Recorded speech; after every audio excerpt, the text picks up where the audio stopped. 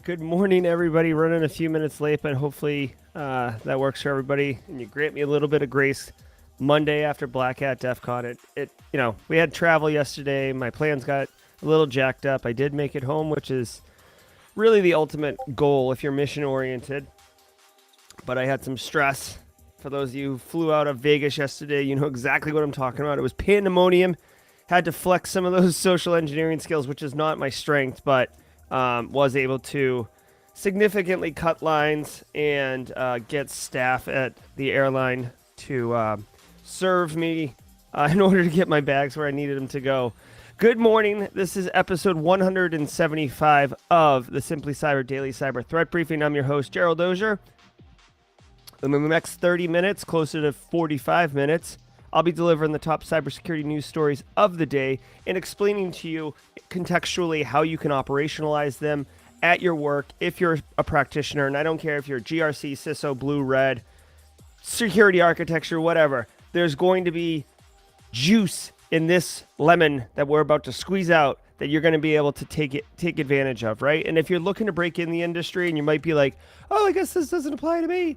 Well, guess what? It totally applies to you, because not only are you going to be asked, how do you stay informed in the how do you stay up to date on cybersecurity? Like, that's a guaranteed interview question. Not only can you say this, but you'll be able to pull from any one of the stories that we talk about and be able to give a deeper, richer explanation. And I can tell you, I can't promise you a job, obviously, but I can tell you I have had multiple people reach out to me and say that the Daily Cyber Threat Briefing was integral in them getting the job, just crushing it in an interview.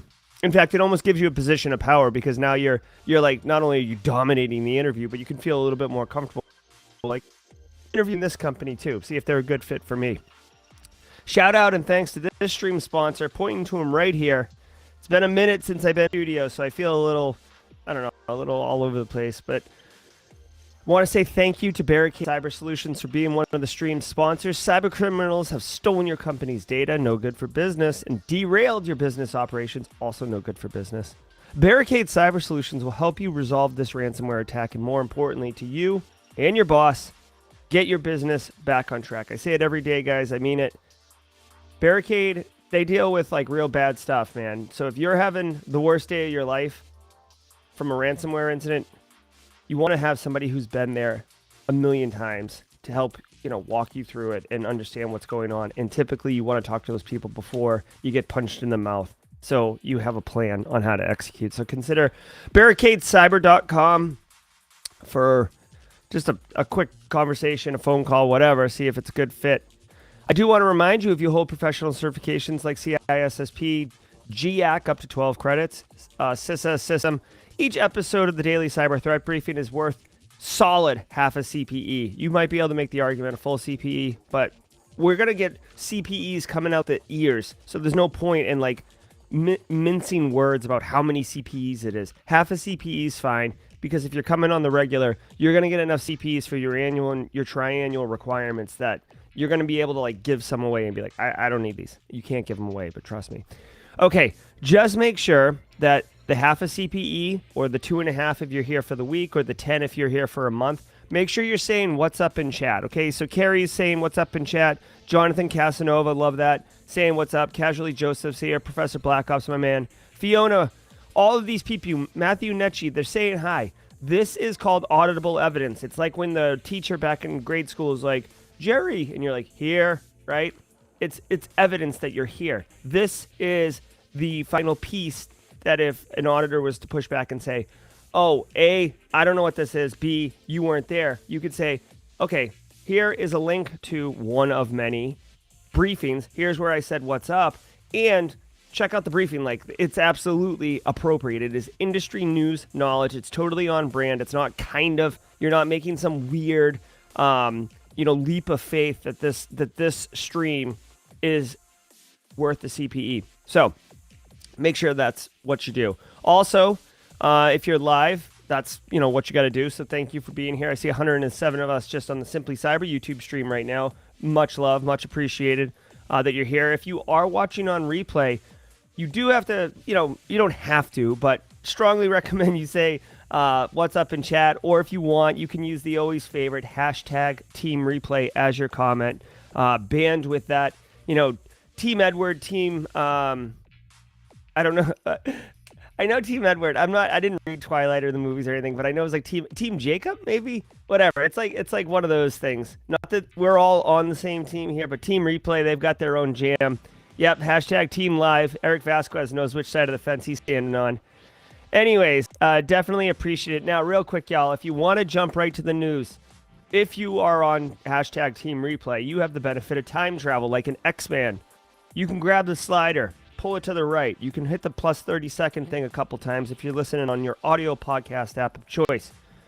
So feel free to jump into that, get right into the news. We'll do it in about 90 seconds, but for the next 90 seconds, 120 seconds or so, I am going to be welcoming all of you into chat, thanking you, and plunging the French press. This morning was, obviously I was a few minutes late. All of you are well aware of that. So I didn't get a chance to get into the coffee. I was moving. I was on the move. So I'm going to pour my coffee and say what's up. Good morning, Elroy. Hey, guys, the Simply Cyber Community Meetup on Saturday at Beer Park was awesome. There was probably, I'd say like 15 people there, maybe 15, 20 people. We had a good faction, great conversation. I got to meet in person some people that I've been talking with for a while, like BSEC and Basecase. Really appreciate that. I got to meet some new people, right? So KO Ken, I talked to him online from time to time, but got to, put a face to the name. Christina, hadn't met her at all, hadn't really talked to her. She came by, very cool, gave some good recommendations for the Vegas not tourist traps, right? She knows the restaurants and stuff like that. So anyways, long story short, it was a success. I look forward to another community meetup at the furthest next year at Black Hat DEF CON. At the shortest, maybe at Wild West Hackin' Fest, since I'm going to be going out there. Although I wouldn't. Wild West Hackin' Fest is a smaller con, but I'll be there. I know a couple other will be. So, I had a great dinner with Eric Basu of World of Haiku. He and I actually talked about doing some live streaming of some like beta, some like unreleased stuff. And I told her to be interested in that. So if you guys are interested in seeing some like unreleased kind of World of Haiku Pro type stuff, let me know. And I'll get a little bit more formal about how I do my live streams. Because with the World of Haiku, I was just kind of like 2 days out or going live immediately. So Brian Woods, good to see you. Hey, Jake. Good. Hey, let's see if the sounder works. Oh, yeah, that sounded, I could hear it in my ears. I hope you guys heard it in yours. Hey, Jake Rice starting as a SEC analyst on August 31st, my man. Love it, love it, love it. Do I have a, what would be a good, I didn't update my, no, Mario coins. There you go. Hey, Ms. Julian. Oh, you're at Sans Differ Summit. Awesome. Awesome, Ms. Julian. Enjoy that. That's a really good one. Awesome. Hey, Tom Bishop. Hey, Vladimir. Mark Schrader. Love the post you're sending me, Mark. I've been looking at those. Thank you. Oh boy, BSEC. I haven't looked at today's headlines, so we'll hope. I did see something about 9,000 VNC servers getting compromised, which I don't know why they were compromised yet, but I do have feelings about remote access open to the internet. Pretty strong feelings about that. So we'll see how it is. Also, final thing before we dive in. Okay, I promise this is the final thing, and then we're going to get right into it. Hey, James McQuiggan, good to see you. Going to be working with him. He's coming on stream as a guest pretty soon. Jack Scott. Jax, I owe you that item you requested. I will send that to you. Hey, San Antonio's in the house. Big Texas. Got to spend a little bit of time in Big Texas. So, okay. All right, so final thing, guys. I had teased that I'm going to be sending out a weekly like email. It's a newsletter, but it's not really a newsletter. A weekly email of like the top stories from the cyber threat briefing. And I had some ideas and stuff, but we actually discussed it at the summit at the meetup, and BSEC gave me some great feedback. Base gave some great feedback. Like we had some conversations around it, and I've actually got a cooler idea. So I'm working on it this week. I'm going to have a draft sent out to a couple beta testers, for lack of a better term, to get some feedback on initial. And I'm hoping to launch this thing maybe this Friday, if not, definitely the following week. And real quick, the current mode is you'll get an email in your inbox on Monday morning, and it'll be about the stories from the previous week, but it's exclusively, hey, here is what I think Jerry thinks the top story is, or top a couple stories if it really matters, but at least here's the top story that you need to tell your end users about, and here's how you would tell them. Here's a top story for your peers, like your professional development. Like you should be kind of John, or make sure that like when you're having like water cooler talk with your group, that they know about this. And then here is one that you need for your executives, usually like either macro picture or financials, something that you might be able to operationalize to get budget. And that's the deal. It's basically a curation of top stories, but then I tell you what audience is appropriate so you can really just take it and operationalize it really, really quickly. I'm super pumped about that. If you have thoughts on that, let me know. If you want to get in on that email, right now, I think I'm just going to blast it to the whole email list that I've accumulated. So if you already got those newsletters last week that I was kind of testing out, you're on it. If not, go to simplycyber.io. Scroll down a little bit and you'll see like a little sign up form. I'm super pumped. I think this is going to have wicked value for everybody. All right, guys, that's going to do it. Let's hop into the news. I know I'm running a couple. It's already 8:20, so we're going to expedite this, okay? Here we go. From the CISO series, it's Cybersecurity Headlines. It's Monday, August 15th, 2022. Ukraine's cyber chief makes a surprise visit to Black Hat. Ukraine's lead cybersecurity official, Viktor Zora, made an unannounced visit to Black Hat in Las Vegas last week, where he painted a bleak picture of the state of cyber warfare and the country's conflict with Russia. Zora noted that cyber incidents in Ukraine have tripled since February when Russia invaded. Zora cited DDoS attacks that took many of Ukraine's government agencies offline, as well as the discovery of Indestroyer 2 malware, the apparent successor to Indestroyer, which enabled takeover of electrical substation software, power blackouts, and equipment damage. Additionally, 6 significant new strains of data wiping malware have been identified this year. Zora underscored the significance and severity of Russia's cyber operations against Ukraine, stating, quote, "This is perhaps the biggest challenge since World War II for the world, and it continues to be completely new in cyberspace," end quote.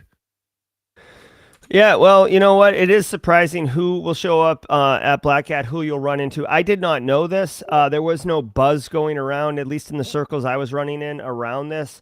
But I do think that this is good. If you're going to pick one industry conference to go to, there is a Black Hat Europe, so I mean that would have been fine too, but Black Hat in Vegas is really one of the biggest conferences. So for the Ukrainian cyber chief Zora to come out there and have a conversation, he's definitely doing it to raise awareness.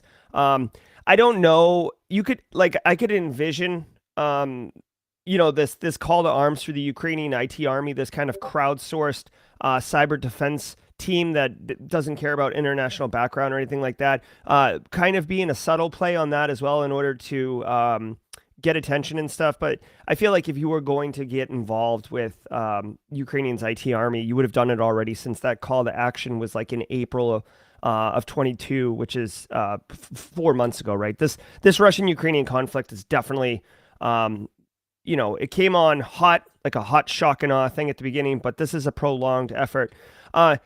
I do agree, guys.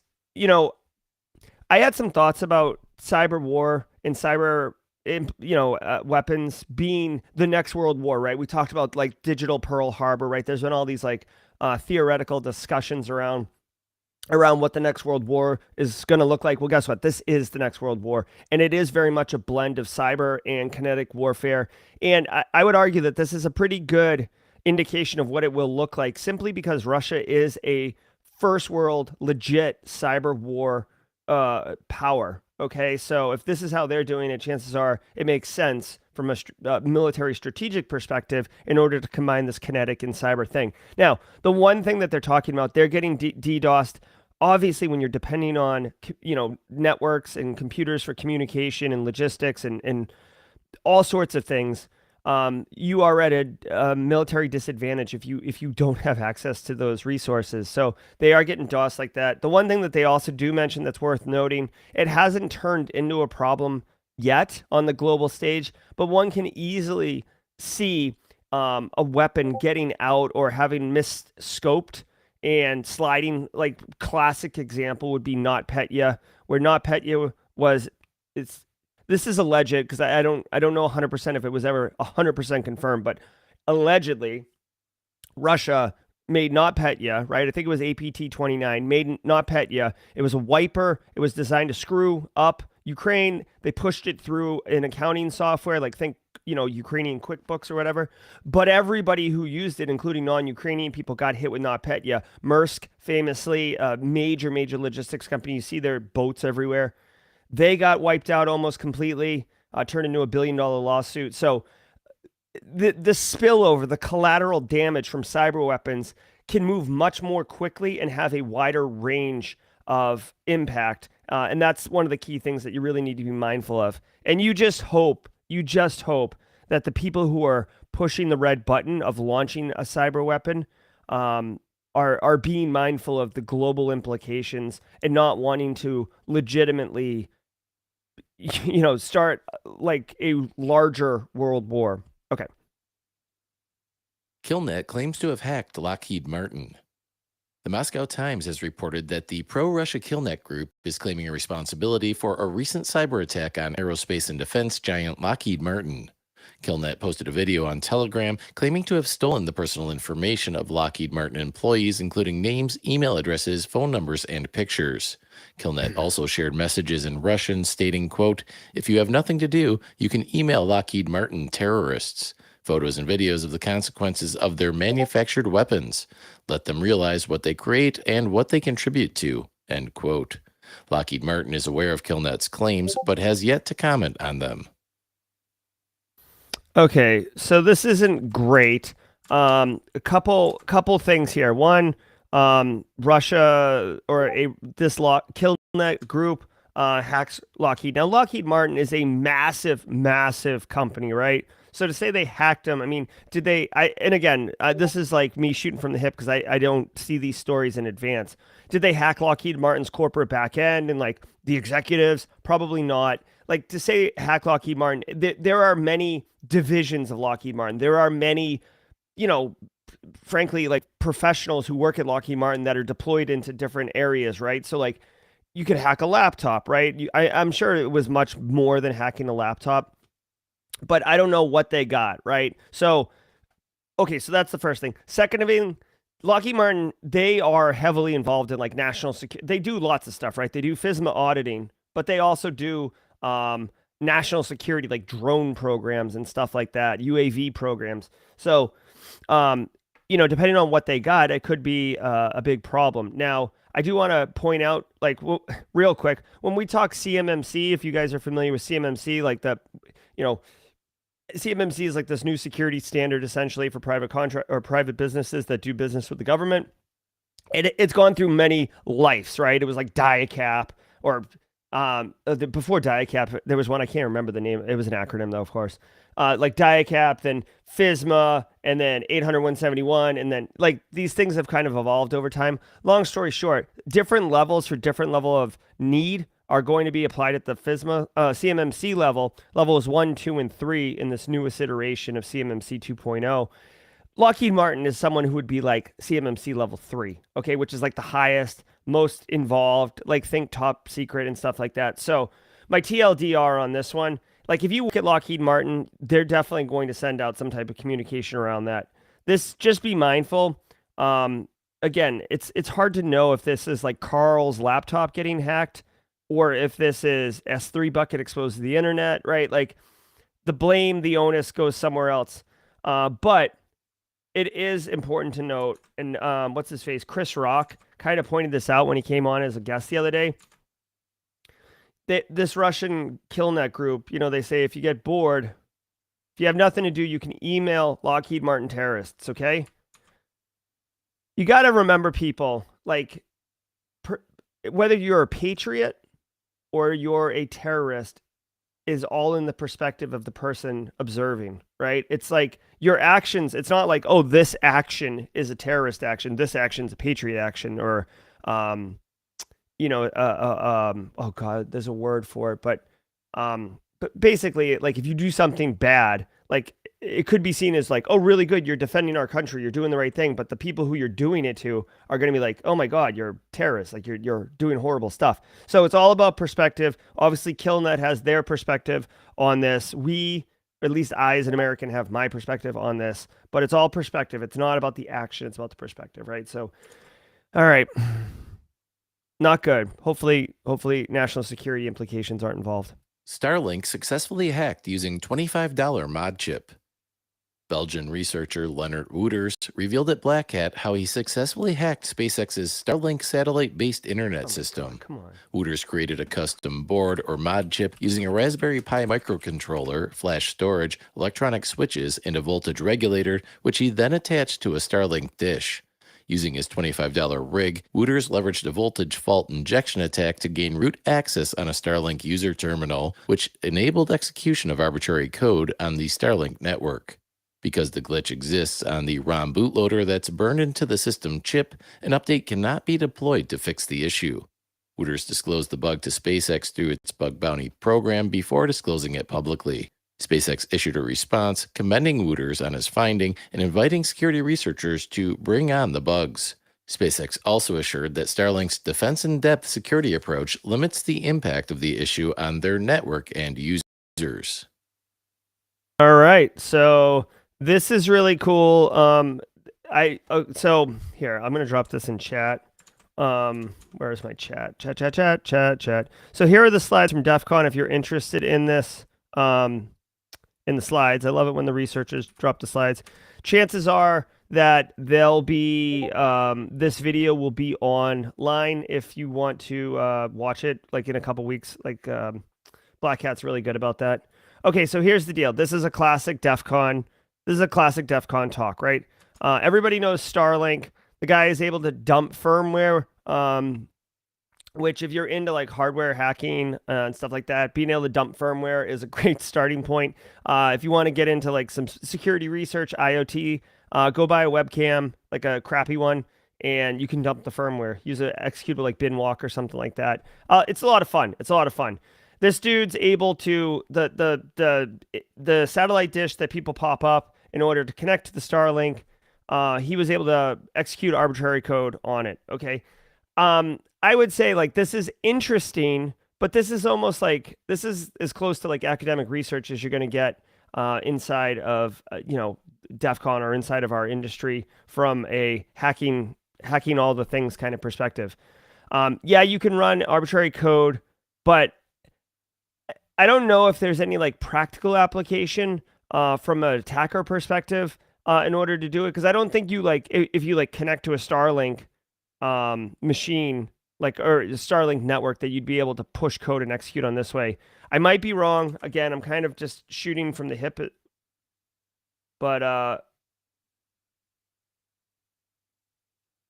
yeah, so the hack in question is a mod chip with an RP2040 and a MOSFET. So like to me, this is a hardware hack, right? Like he needs access to the hardware of the device in order to get it to execute arbitrary code. But like if you're already able to get inside the dish and get on the hardware, I guess maybe from an espionage perspective, you could, okay, so this is a practical use case, right? If you're able to get in, Ukraine is using Starlink right now because they're dealing with all the network. Maybe you get in, maybe you get physical access, maybe you put a mod chip on, and then you start either manipulating data in transit or you are siphoning it off, right? So your espionage, I could see that as a use case, but again, you'd have to get physical access. I don't know where these dishes are actually set up. If they're just on rooftops, so you could access them very quietly from a special ops perspective. But it's cool. It's very cool, and obviously because it's Starlink, it's very newsworthy because Starlink and Elon and everything like that is front page news. So really nice piece of work. Good on the researcher Leonard Wouters for his work on this one. Very cool. Over over 9,000 VNC servers exposed online without a password. Researchers from Cybele have discovered at least 9,000 internet-exposed VNC endpoints that can be accessed without authentication. Making matters worse, the researchers were able to link some exposed VNC instances to industrial control systems, which should never be exposed to the internet. Obviously. For example, the researchers found one exposed VNC server led to a pump controller on a remote SCADA system in an undisclosed manufacturing plant. Most VNC exposures were located in China and Sweden, followed closely by the US, Spain, and Brazil.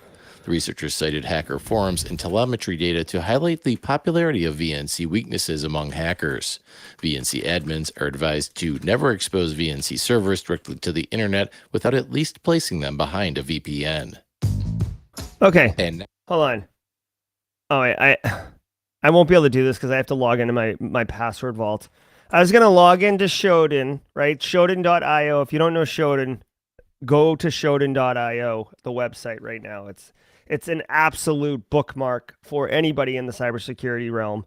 Shodan basically scans the internet every day looking for opening ports on IP addresses, and then they catalog what ports are there, and then they start mapping it.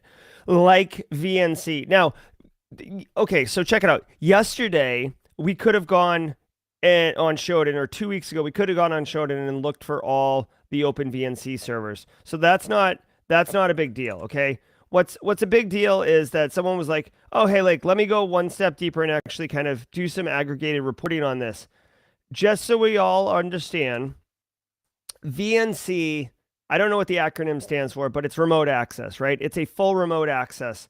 So say you are going to Black Hat, okay? Let's say BSEC, we're going to throw you in here. BSEC, he runs, BSEC is the nerve center for his company as far as like networking and security and all these other things, right? So BHAT's going to Black Hat this past week. He's going to be out there all week.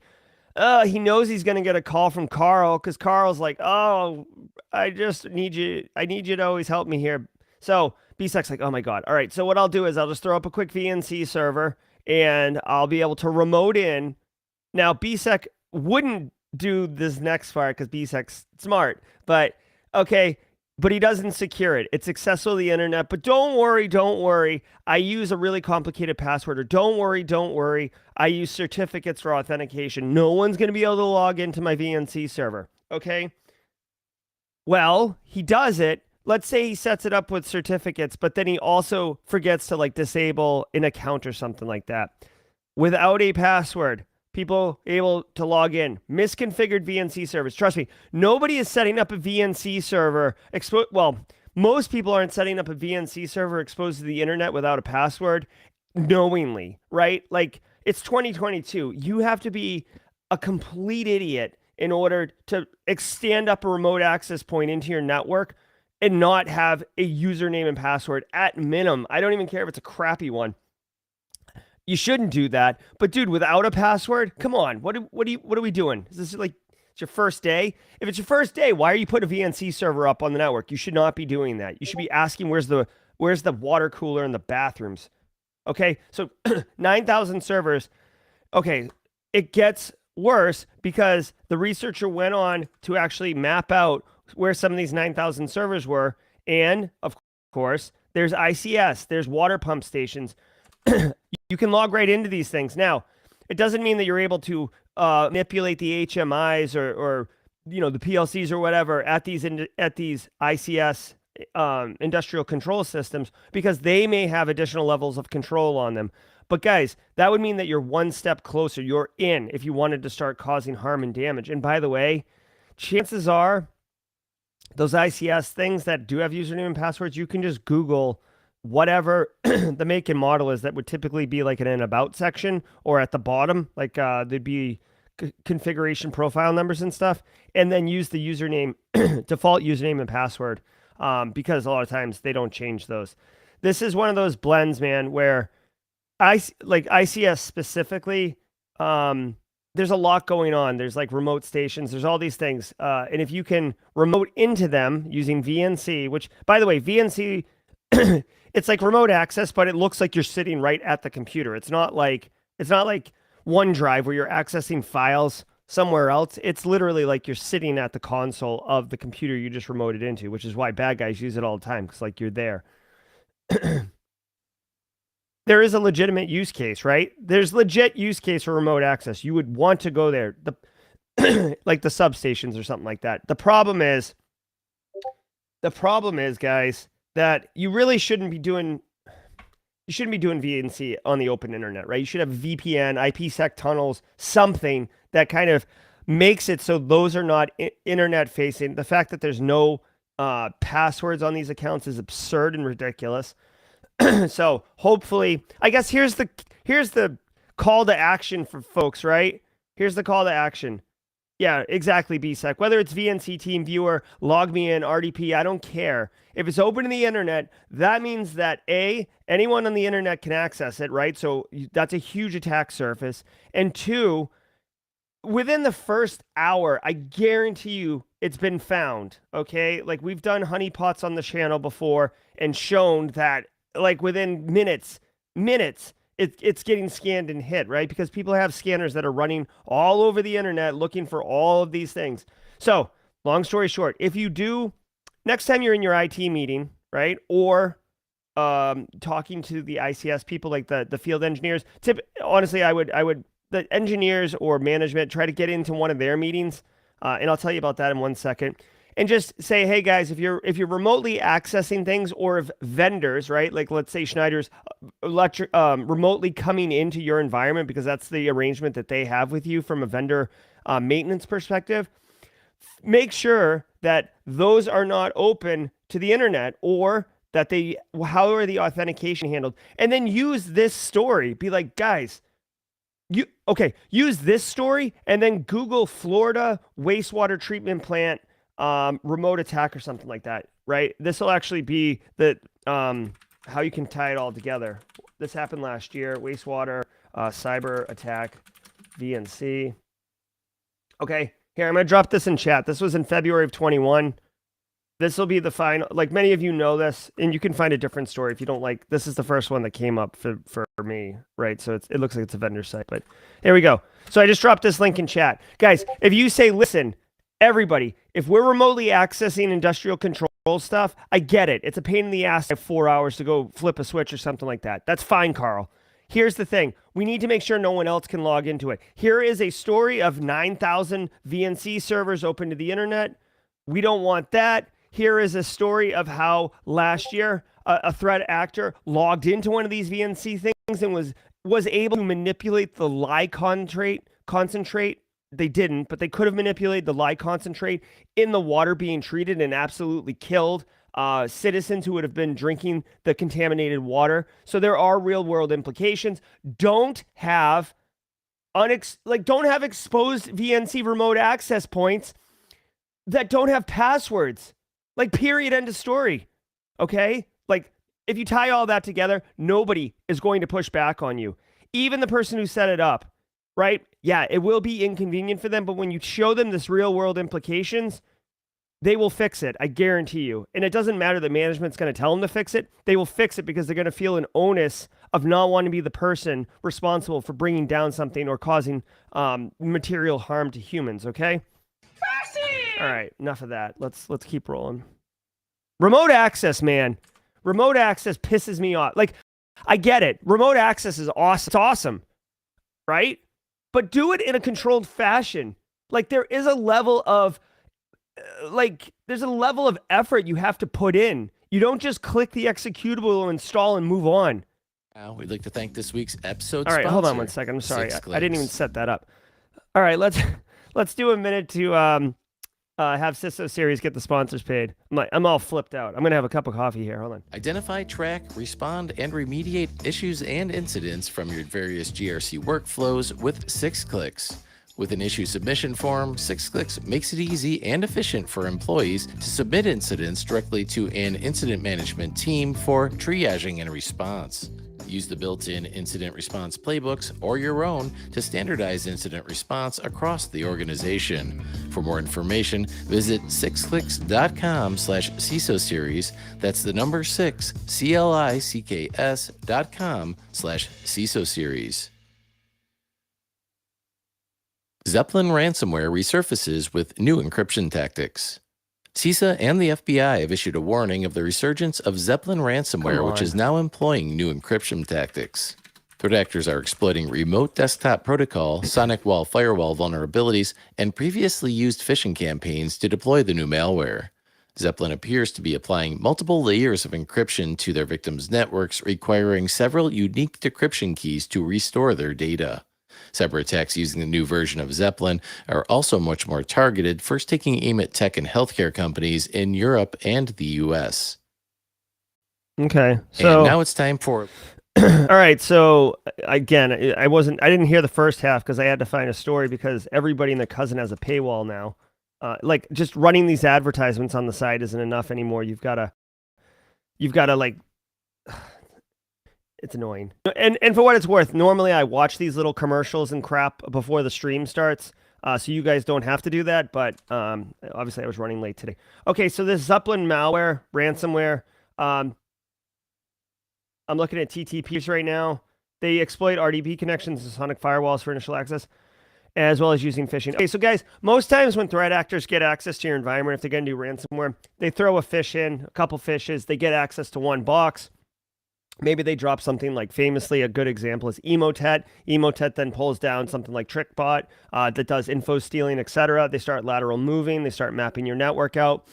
Rinse and repeat, rinse and repeat. Then they drop the malware, ransomware, like Ryuk, and wait, execute, done. They win, you lose, etc. Zeppelin, no different, except they are doing a little bit of more advanced attacking. Still, they're using phishing. Phishing is the number one attack vector. I don't care. I don't care how sick and sophisticated you are from a cyber capability. There's no reason for you to pull out like your Wicked Special 50 cal super sniper rifle. If like the door's unlocked, you just walk up and open the door, right? You don't have to like blow the door handle off the door. It's literally unlocked. Just walk through it, okay? Threat actors all day long are going to not use their sick 0 days, if you will, to take this to the extreme. If they can just email Carl tickets to kickoff to the NFL season opener, and Carl's like, oh yeah, gotta get it, and then like Carl's just pwned, okay? So they're using that, but they are using RDP. Here it is. They're exploiting RDP connections just like VNC, open to the internet with no passwords, or sonic wall firewall vulnerabilities. So they have known vulnerabilities of the tech stack, and they're able to exploit, punch through, compromise that device. Now they have an internal foothold, and they're able to, again, laterally move. Zeppelin is a little bit more sophisticated in that it says in the story that they spend weeks enumerating the client network. They're definitely, in the world of ransomware, I feel, and someone who works in this more, like Eric Taylor, if you're around and you have a thought on this, drop it in chat. But like, there's a risk and reward. Once you get in, right, the clock is ticking. You obviously want to establish persistence as a threat actor so you can get back in easier. But you could trip an alarm. You could knock an EDR over. You could do a million different things, right? And then you get discovered, incident response gets activated, and now you've lost. Right. So you could punch in really quick, ransomware really quick, and really, be sure that you've ransomwared them before they're able to detect you. And now maybe you get some money, or extend the timeline. You can move around. You can infect more machines. You can ransomware several boxes and definitely have a higher chance of getting paid out, because they can't just like take that machine offline and rebuild it. Your entire computer network is effed up, right? So it's risk and reward. Okay. They're doing multiple layers of encryption, which actually seems like a pain in the butt. Oh, BSEC, you're funny. I love it. Listen, it's a pain in the butt, multiple levels of encryption. You have to remember that there is a level of effort on the threat actor side in order to help, which is such a gross word, but help the victims unlock their stuff. And ideally, some of these threat actors actually have it automated where like bots will get the transaction, confirm the money, and then automatically send the key to the victim. With multiple layers of decryption, there's more keys, obviously. There's more complexity. Victims may be having challenges on which key goes to what part for decryption, all these other things. So honestly, I don't know why Zeppelin's going through the multiple layers of decryption unless they experience some type of issue where a decryptor was made and one of their victims was able to decrypt without paying. It just seems like, I don't know, a lot of effort. So, yeah. So there's, I guess the TLDR here is educate your end user about phishing and make sure that if you're running Sonic Firewall, that you keep it updated and clean from a configuration perspective, right? So least service, least, what is it? Oh my God. Oh my God, my brain's not working, guys. There's two controls in our world. One is like giving people least privilege, right? So access to only what you actually need. And then there's one where you configure devices to only have the services that they need running instead of just like, like Sizzler's buffet where it's like everything's running. Least priv? Is that least priv? No. Yeah, I guess zero trust. Zero trust is the more newer term for it, but it's in NIST 53. I can't think of it right now, but it's like whatever. Anyways, long story short, if you have here's the TLDR. Okay, yeah. Okay, so then thanks, Eric. Yeah, it is least privileged, I suppose, for on the technology side. Okay, here's the TLDR. This is Zeppelin ransomware today. It's going to be McQuiggan, malware next week. It's going to be BSEG bootloader in 3 weeks. The TLDR is, guys, they get in through phishing and they get in through vulnerable software. You know what basic fundamental information security is? Security awareness, configuration management. It's not sexy, right? There's no really cool InfoSec shirt you're going to get at Black Hat that says like, basic fundamentals is still cool. Although maybe I should make that shirt. Guys, it's basic. It's basic. Blocking and tackling, guys. If you do the fundamentals, you're way less likely to get compromised. You're not 100% guaranteed not to get compromised, but it's called fundamentals for a reason. Last week's ransomware roundup. Unfortunately, last week was a very busy week for ransomware attacks, including attacks against Cisco and a Danish 7-Eleven, which we covered on cybersecurity headlines. Other attacks included ISTA International, an advanced MSP, causing an outage for the UK's NHS. Researchers were also keeping busy tracking ransomware gang movements to call back social engineering tactics and Cuba ransomware using new remote access Trojan malware. Finally, last week saw the U.S. State Department offering a reward of up to $10 million for information helping to unveil Conti ransomware gang members. Tornado. Yeah. Okay. So, whatever. It's a week, right? It's like every other week. I do appreciate this weekly ransomware roundup, guys. This should be a macro indicator. The fact that there's weekly rounds up of ransomware, this should be a macro indicator that like ransomware is a real systemic problem. And we all know this, but like this right here, the fact that this is roundups, and this is why I just said with the Zeppelin ransomware, it's Zeppelin this week, it's McQuiggan next week, it's BSEC the third, like, or Joel Belton's ice cream, when the winter comes, they go rogue and become ransomware threat operators. It's just another variation of it. But if you have the fundamental defenses in place for both protecting from ransomware and more importantly, recovering from ransomware, you don't need to detect ransomware. The threat actors do that part of the NIST CSF for you. Thank you for doing 20% of the program, threat actors. So you have to be able to understand that these things are going to happen in whatever form or factor it looks like, but your ability to prevent the impact and then recover gracefully is really what the job is at this point. You can use these ransomware roundups, bookmark them or whatever. You can use them if you're looking to put like a little awareness training together for executives around whatever. If the insurance policy comes in for renewal and it's 4x more because you guys don't have MFA, you can use these stories to say, this is why they are going up 4x, although the insurance company, I'm sure, will tell you. But guys, if we invest 80 grand in MFA, actually, I've done this. Okay. So this is like a pro tip for like people who are kind of like mid to senior level practitioners or CISOs, if you're out there. This is a really effective thing, right? So when the insurance comes in and the insurance goes up to 4x, like let's say your policy goes up to like 250 grand a year, okay? And you were paying, let's say, 100 grand. Okay. So now you got this delta 150. The CFO is going to be like, well, really, the CISO should be asking this. The CIO will definitely want to know this. Why has it gone up 150 grand? What the hell? And they're going to say, because you don't have these security controls in place. Okay. Well, you can turn around. Now you've got a delta, a buffer 150, because the business is going to buy insurance. Okay. They buy insurance. So it's a very easy vehicle for people to get their heads around. So for 150 grand, well, what don't you have? Well, we don't have MFA, right? Or you don't have, let's say MFA and DLP. Okay, just to name two, because I have really strong feelings about DLP.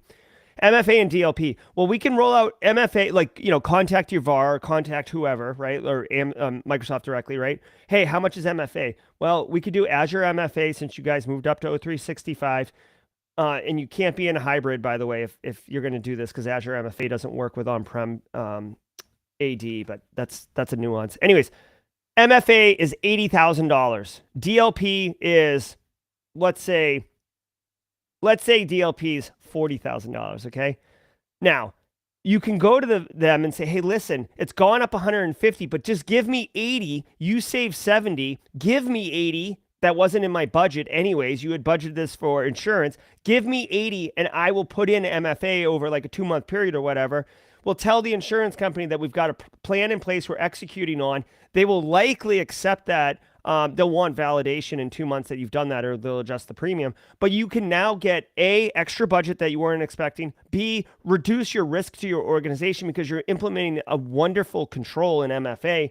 And C, you've won because you've just saved 70 grand for the business, right? High five for us, right? So we win all around. Now you've got a little bit of a pain point to your end user community because you're going to be rolling out MFA wicked fast. But if you've been doing your security awareness education program that we talk about, they already use MFA for themselves, for their personal email and financials, because they know that the value of protecting their own assets. So when you roll out MFA, boom, they're like, oh, this is normal. This is no big deal. I already have the app on my phone. Okay, this is why I'm always talking about these different pieces of the program, because they will have an opportunity to overlay with each other and you could start getting wins. Now, that's the TLDR on that. Now, why did I mention DLP? And the DLP was 40 grand. Real quick, DLP, I think, is a terrible control. I don't think it's ever been implemented correctly at any organization. There's false positives galore. You end up taking resources off of projects and putting them on DLP for this like never-ending quest of tuning and configuration. I've literally never seen it work correctly. And so the reason I bring it up is because, yeah, it would be 40 grand and maybe you save a little bit.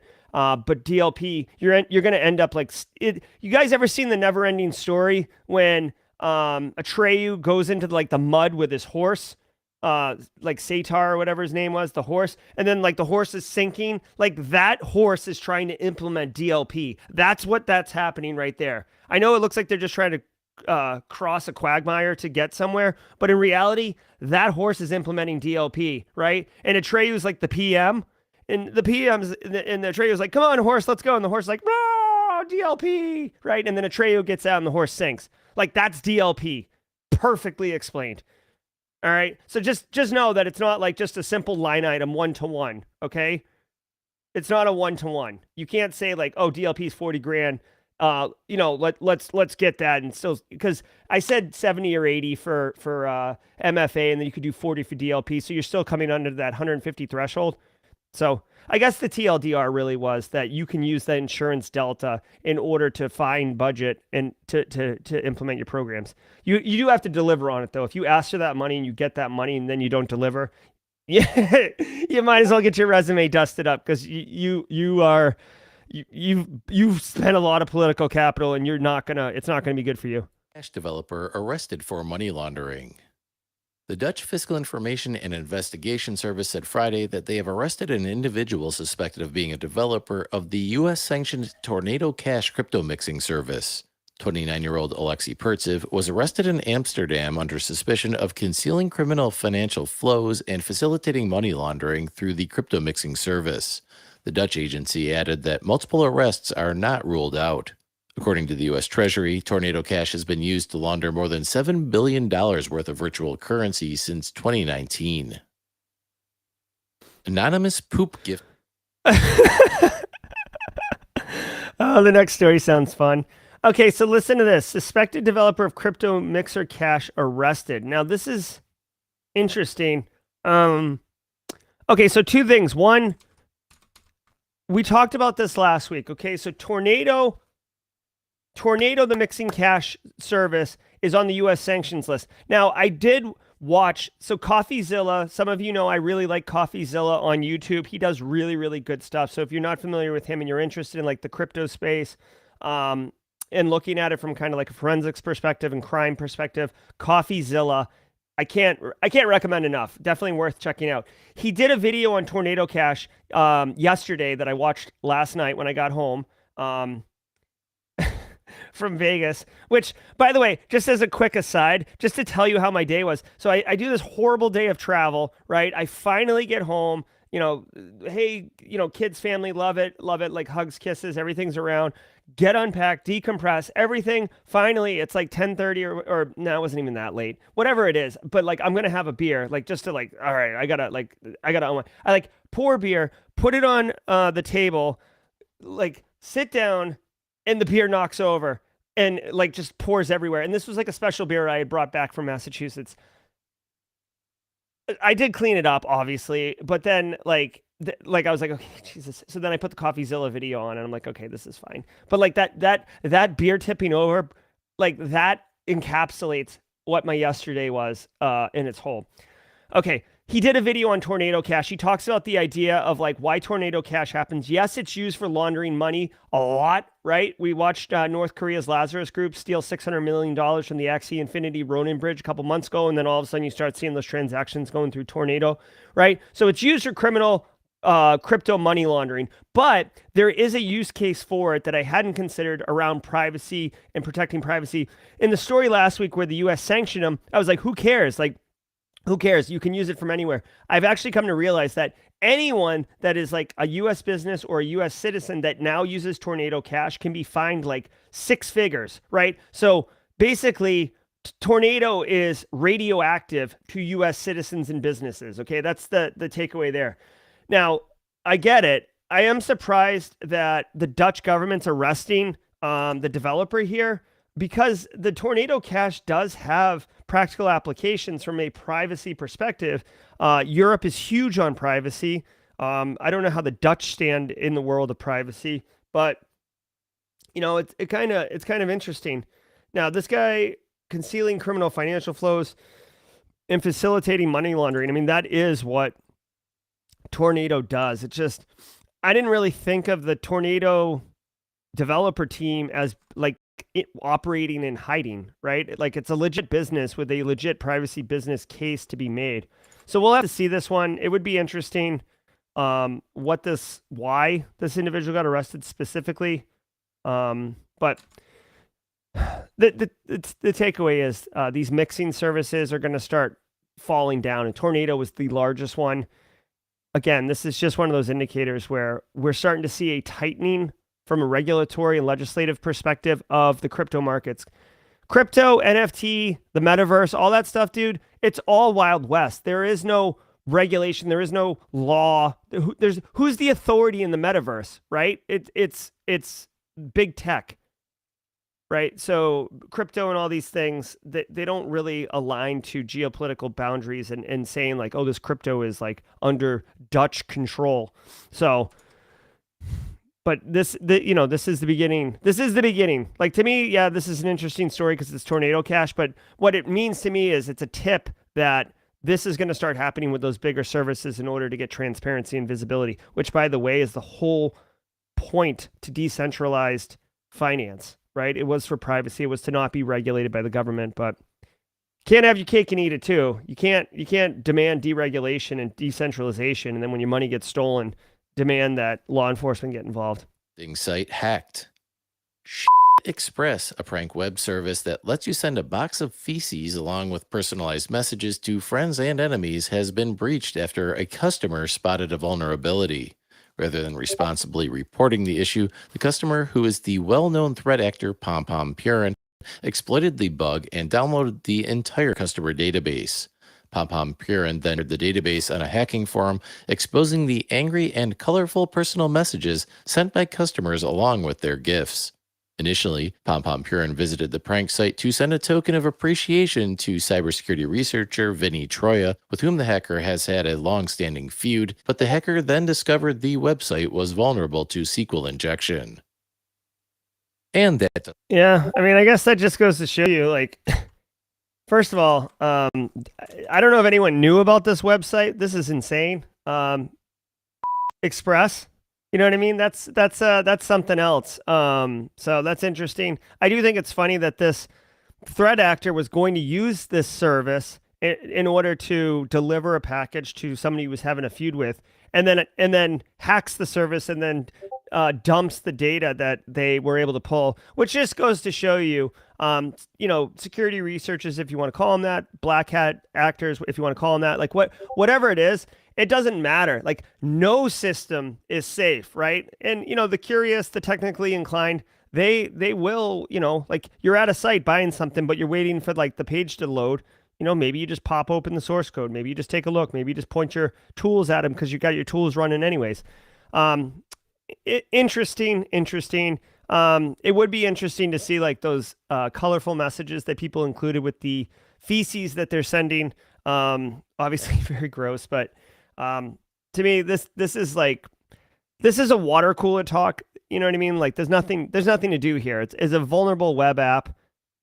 That's all. It was a vulnerable web app and it got breached. Like, no big deal. The real story here is, like, what the service is, and that's it. That's why it's entertaining from a news perspective. All right, guys. Where's my thing? Here we are. So that's gonna do it. I did run a few minutes late. Guys. I appreciate you granting me some grace coming back after Black Hat DEF CON. There's always, a little bit of rust that needs to be knocked off.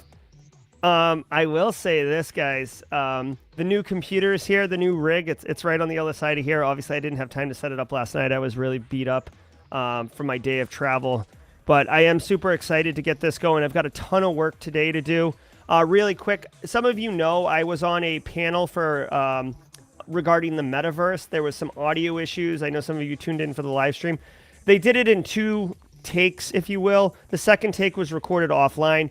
I have a copy of that data. I have to record like a little intro to explain like why the video starts like mid-sentence. But I'm going to record that little video, attach it to the recording, and then I'm going to publish it on Simply Cyber today as a produced video. I'm going to be getting back into produced video content as well, which I'm super excited about. I actually am teaming with a group out of Vancouver who are going to be helping me with the B-roll edits and, just all the things that take my time that I frankly just don't have time for anymore. So super excited about that. For my West Coast people, hey, I feel ya. I did 5 a.m. Wednesday, Thursday, Friday last week. I feel ya. I got you. Hey, team live, team replay.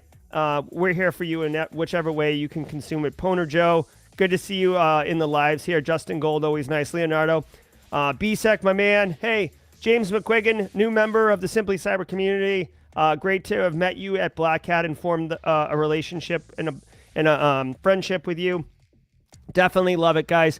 Hey, I say it all the time. Today's no different. If you got value out of here, yeah, smashing the like and all that is cool. But what I would really appreciate is you share the daily cyber threat briefing with people that you think would get value. So practitioners, people who are studying for certs, people about to transition out of the military and thinking about a cyber career.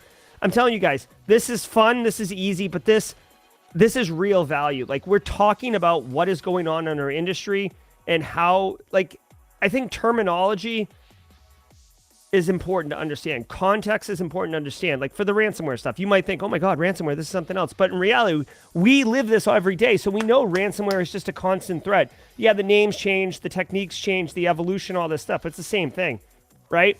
And remote access, who knows? If there's a remote access story, maybe I lose my mind. Either way, I think it's really important to share this, guys. I really appreciate all of you. We will be back tomorrow, Tuesday, 8 a.m. Just a reminder, guys. I start teaching at the Citadel next week on Thursday. So the Tuesdays and Thursdays are going to be moving to 10 a.m. Eastern. West Coast people got to love that, but there will be a little disruption adjustment in the stream schedule for the daily cyber threat briefing. This starts next Thursday, August 25th. So I'll just tell you guys every day, basic communication plan, start notifying. And then, if it's anything like reality, I'll do this all the way up to the 25th. And then on the 25th, many of you will log in at 8 a.m. and then start complaining about me not being here. It's just classic. We see it all the time when you're rolling out something like MFA. 2 weeks till MFA, 1 week till MFA, 3 days till MFA. MFA's here. Then people are like, why can't I log in? IT desk, tickets explode, etc. All right, guys, that's going to do it. Thank you so much. Be sure, if you want, you can catch this podcast on your audio podcast of choice right after this is done. It gets ripped down and pushed up to the Simply Cyber audio, so you can get it on Stitcher, Apple, Spotify, all those things, if you'd like to consume it in that fashion. Be good, everybody. We'll see you tomorrow at 8 a.m. Cheers.